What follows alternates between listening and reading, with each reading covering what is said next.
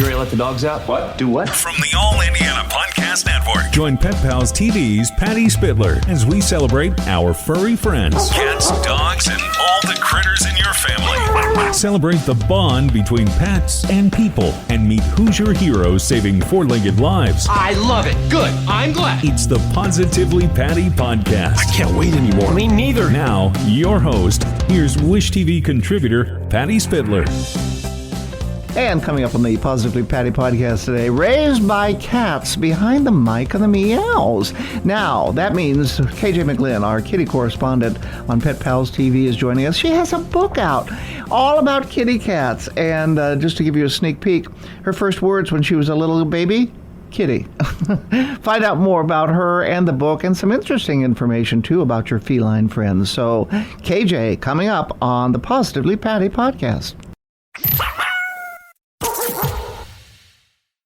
And now on the Positively Patty podcast, we've got the fabulous friend of mine and your friend as well, and friend of all the felines. See what I did there? KJ, our kitty correspondent, is with us today. Of course, she's on Pet Pals TV.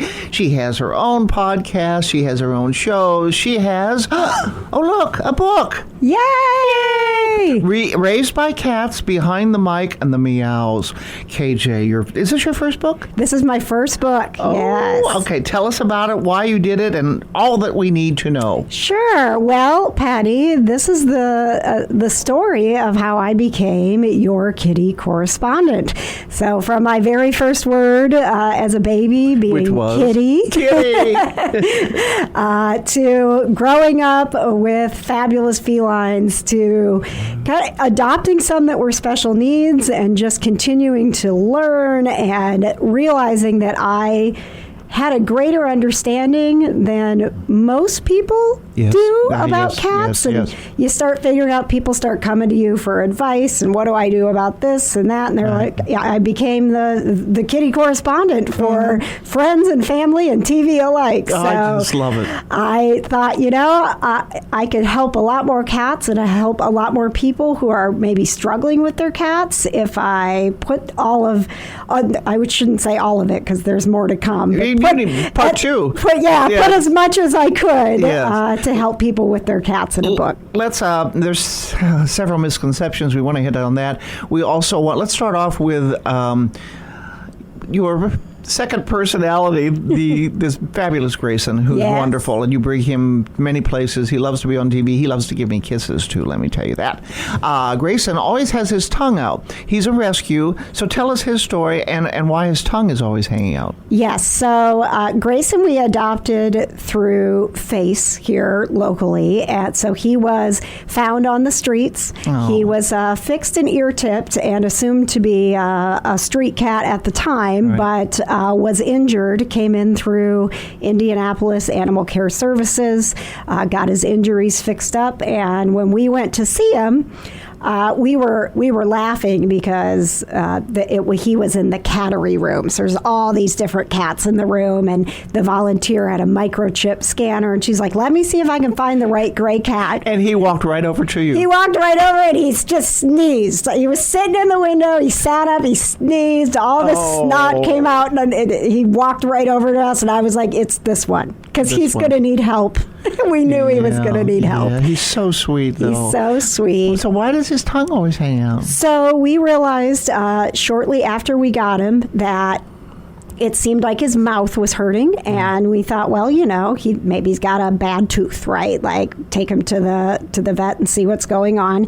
We were immediately then rushed to a dental specialist who informed us that he had a condition called stomatitis, which it's stomatitis. You want me to spell? I think so. Let me look it up here. Stomatitis. TUS. Yes. Okay. And it's a condition anybody can get. People get it. Dogs get it. For some reason, when cats get it, they don't really understand the underlying issue, but they do know that if they remove their teeth, that in 80% of cats, it gets better. That's good. And that's all the teeth. Okay. Which is shocking to be sitting in a room with your cat who's miserable and be told that the solution is all the teeth. What does he eat now? You know what? He still loves his kibble. That is something people don't realize. I would never have guessed that. Misconception about cats and also dogs, they really don't chew their food. For the most part, their teeth are to catch the food, to hunt, and then they basically toss it back with their tongue. So Grayson didn't have any issues. He still doesn't. It takes him a little bit longer to pick things up because he's got to gum it. But once he gums it, then he flips it back and he's fine. And again, the spelling, I see it here in the book, Stomatitiis. There you go. Stomatitiis. I'd never heard of this before until I read your book. All right, let's talk about some other things. I want you to do for Pet Pals TV, too, some misconceptions that people have about, or they don't know about cats. One that I think is amazing is cats meow because they want to talk to humans. Yes, they do. They don't meow to each other. They meow to talk to the human. They do. They did not really develop that type of sound until they figured out that coming inside with these humans is pretty nice, but these humans don't quite get us, so I guess we're going to need to speak up, right? And so oftentimes now you may see a cat interact with another cat by meowing, but they really developed that language for us to understand, I'm hungry, I'm scared, I'm hungry. Let me in. I'm scared. I'm hungry. I'm hungry. I'm hungry. I'm hungry. Yeah, I get that a lot from my timber. Meow, and turn on the faucet in the morning. Meow, meow. Okay, that's some other things. Well, let me tell you. Yes. Can I give you sure.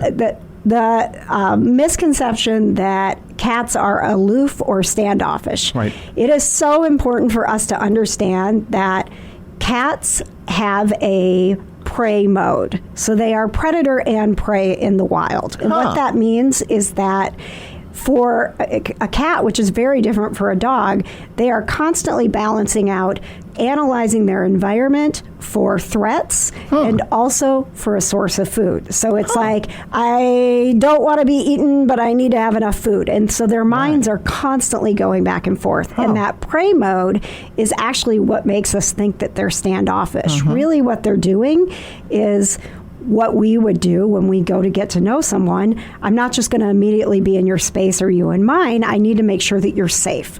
So when a cat is a little bit hesitant, realize that that's part of their instinct, and that if you can get on the ground with them, if you can close your eyes instead of staring right at them, because yes, I do know that when you close your eyes and that gives them the sense that you're safe. Yes. And they like it when you kiss them, at least Kimber does. And when you stare at them, they think that's a threat. Well, for most animals, they do. You don't stare at them. Yeah. You look away or look down. And for cats, though, to blink your eye a little bit is a good thing. So I always want people to know that there's that underlying instinct that cats can't really get rid of no matter how much we domesticate them, that they do have to be on the lookout for their safety. Yeah.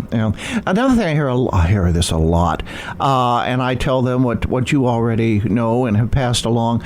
If you're bringing a new cat in and you have a cat in your house, don't expect them to get along right away, unless they were litter mates or they know each other. You've got to go by this gently. Put one in a separate room. Let them get the smells of each other. What advice do you have? I have a cat. I want to bring in another one. What should I know? That you need to have a room set up separate for that cat, and you need to prepare yourself for possibly 1 to 6 months of slow introductions. They shouldn't even see each other. Wow. Again, we talk about that eyesight. If they are in prey mode, they are fearful at all, and they lock eyes, that is going to be confrontation. That is just in their instincts to protect themselves first. And so if we help them actually smell each other first, they will get along better. So they recognize each other mostly by scent. So I'll tell people, have a blanket that you kind of rub and pet on one cat and then go rub and pet it on the other. And just mix those scents and slowly do things positive, like open up the door with a baby gate and give them each treats on one side, then shut it so that they have these nice little positive interactions. And every time they see each other, something good happens. But we don't wait and push them until something bad happens. So short little interactions, go slow, and you will be able to. Not all cats are going to bond like people. Some are super affectionate, and some are good to sit 3 feet from you and stare at you, and that's what they want. My Timber, my rescue, he's about 9 years old. I got him from Indie Humane. So if I 1, 2, 3 pet, if I do more than that, he'll bite me. Not to break the skin, but just let me know I've had enough. Yes. Okay? So it's just a little like, okay, that's done. So and again, that comes from that prey mode. If they have so many sensitive little nerves that they're always sensing things, that it's almost too much for him to get a lot of petting. And I know he's not mad. He's just letting me know that's enough. Yeah. And I just love Timber so much. He's the king. He's the king of the world. He is. Someone also, you've got some fragrances out there that help to calm the kitties. They can get a hold of you for that as well. Yes. You've developed these. Am I saying right? Fragrances or scents? They are stress relieving remedies. Okay. So they're not a very strong scent because obviously cats their noses are so much more sensitive than ours. But they are created to bring calm for cats whose fear shows as aggression, for cats whose fear shows as what we expect fear, which is hiding under the bed. They're natural and safe for cats. So that's really, really important. Cats actually don't process scents and oils and foods and anything the way that other mammals do. They lack an enzyme in their liver, so we always have to be really, really careful with our cats with what we expose them to. And that was why I made the remedies, because they're things that I use in my house that I know are safe. And again, like just trying to, with the book, do as much as I can to help as many cats as possible. Our kitty correspondent. Raised by Cats is KJ's book, Raised by Cats, Behind the Mic and the Meows. KJ McGlynn, your kitty correspondent. Someone wants to get your book, go to Pet Pals TV. We'll have some information up there. And if someone wants to get in touch with you too, where else can they go? Oh, you can just go to kjtodayshow.com and you'll find me at all the places. All right. And if that doesn't work, my Facebook page is open. Contact me and I'll put you in touch with KJ. This is great. I love all the pictures. And I love pictures of your husband, Patches, kissing Grayson. How lucky am I? I've got the best cat daddy in the world. And you have how many cats in your house right now? We have 7 rescues. 7 rescues. That's a lot of kitties. Thank you for all you do. We need to do this on a regular basis because I have a lot more questions that we need to answer. Yes. Again, the book is called Raised by Cats, Behind the Mic and the Meows. KJ McGlynn, our kitty correspondent. Thank you. Thank you. Meow. Meow. Discover more pet-friendly stories at PetPalsTV.com and stay with Wish TV online at WishTV.com and when you follow Wish TV on Facebook. Be sure to like and subscribe to this podcast and discover more great podcasts from the All Indiana Podcast Network now at AllIndianaPodcastNetwork.com.